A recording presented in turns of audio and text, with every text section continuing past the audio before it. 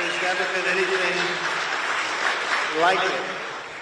This great movement of ours, never been anything like it, and perhaps there will never be anything like it again. There's never been anything to compete with what we have all done.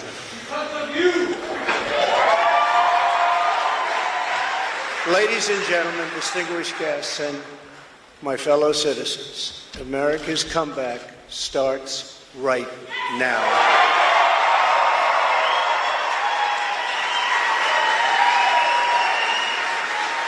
Two years ago, when I left office, the United States stood ready for its golden age. Our nation was at the pinnacle of power, prosperity, and prestige, towering above all rivals, vanquishing all enemies, and striding into the future, confident and so strong.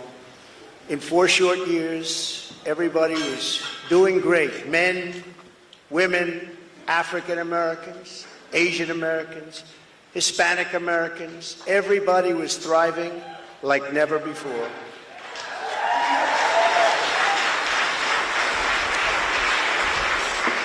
There was never a time like this.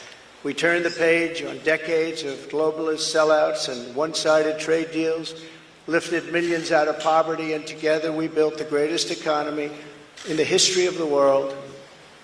When the virus hit our shores, I took decisive action and saved lives and the U.S. economy.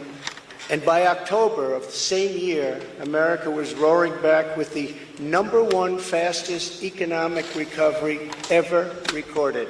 How about that? All of the incoming administration, and all they had to do was just sit back and watch. Inflation was non-existent. Our southern border was by far the strongest ever. And because the border was so tight, drugs were coming into our country at the lowest level in many, many years. Importantly, after decades of rising energy costs, the United States had finally attained the impossible dream of American energy independence, which soon would have turned into energy dominance.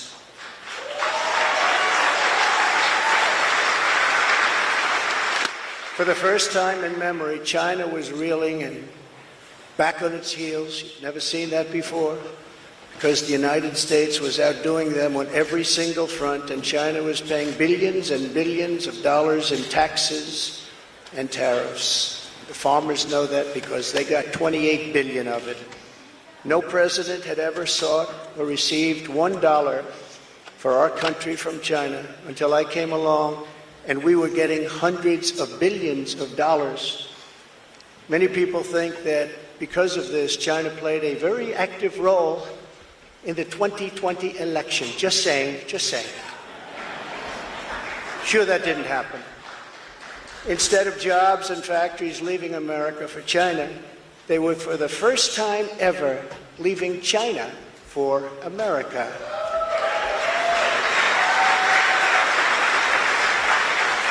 Businesses were pouring back because of our historic tax and regulation cuts, the biggest in both categories in history, bigger even than what Ronald Reagan was able to produce, and he produced a lot. China, Russia, Iran, and North Korea were in check. They respected the United States, and quite honestly, they respected me. I knew them well. I knew them well. The vicious ISIS caliphate, which no president was able to conquer, was decimated by me and our great warriors in less than 3 weeks, and al-Baghdadi, its founder, was hunted down and killed. North Korea had not launched a single long-range missile since my summit with Chairman Kim Jong-un nearly 3 years before. We developed a relationship, and that's a good thing, not a bad thing. It's a good thing. Very good thing, actually, because look at what's happening today.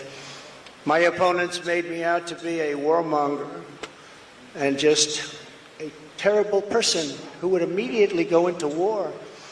They said during the 2016 campaign that if he becomes president, there will never be a war within weeks, and we will have wars like you've never seen before. It will happen immediately, and yet I've gone decades without a war, the first president to do it for that long a period.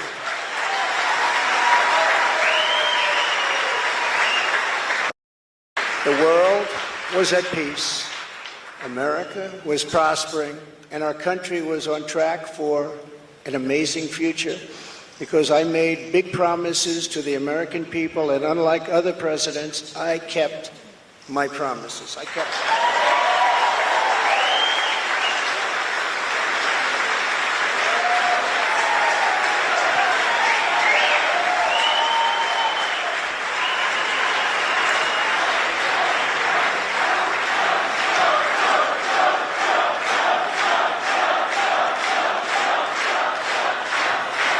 Thank you very much.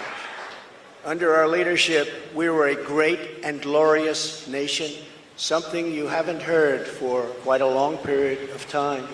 We were a strong nation, and importantly, we were a free nation. But now we are a nation in decline. We are a failing nation. For millions of Americans, the past 2 years under Joe Biden have been a time of pain, hardship, anxiety, and despair. As we speak, inflation is the highest in over 50 years. Gas prices have reached the highest levels in history and expect them to go much higher now that the strategic national reserves, which I filled up, have been virtually drained in order to keep gasoline prices lower just prior to the election. Joe Biden has intentionally surrendered our energy independence. There is no longer even a thought of dominance, and we are now begging for energy help from foreign nations, many of whom find us detestable. Our southern border has been erased, and our country is being invaded by millions and millions of unknown people, many of whom are entering for a very bad and sinister reason. And you know what that reason is. We will be paying a big price for this invasion into our country for years to come. Hundreds of thousands of pounds of deadly drugs, including very lethal fentanyl, are flooding across the now open and totally porous southern border. The blood-soaked streets of our once great cities are cesspools of violent crimes, which are being watched all over the world as leadership of other countries explain that this is what America and democracy is really all about. How sad. The United States has been embarrassed, humiliated, and weakened for all to see. The disasters in Afghanistan, perhaps the most embarrassing moment in the history of our country, where we lost lives, left Americans behind, and surrendered $85 billion worth of the finest military equipment anywhere in the world. And Ukraine, which would have never happened if I were your president, are something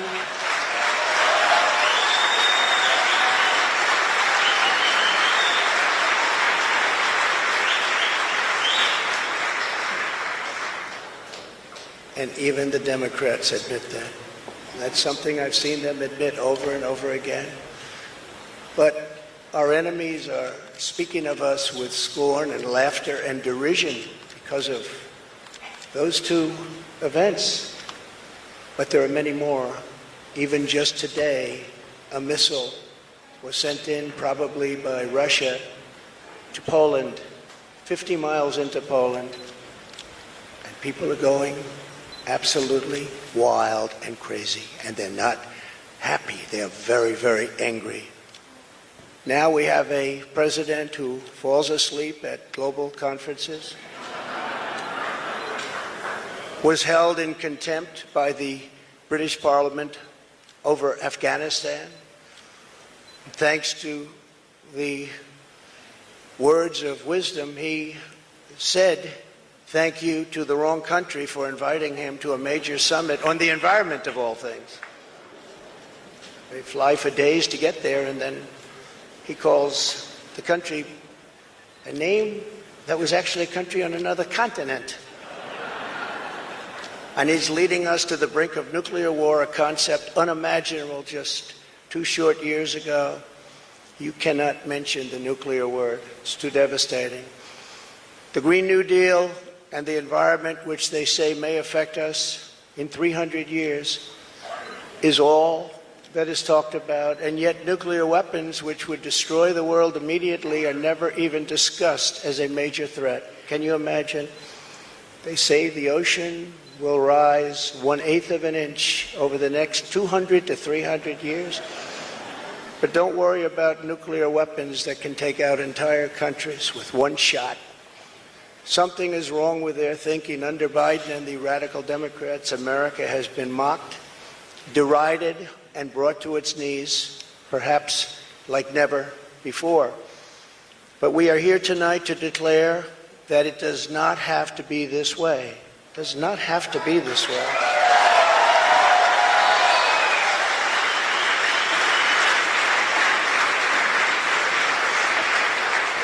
Two years ago, we were a great nation, and soon we will be a great nation again. And together, we will make America powerful again. We will make America wealthy again. We will make America strong again. We will make America proud again. We will make America safe again. We will make America glorious again. And we will make America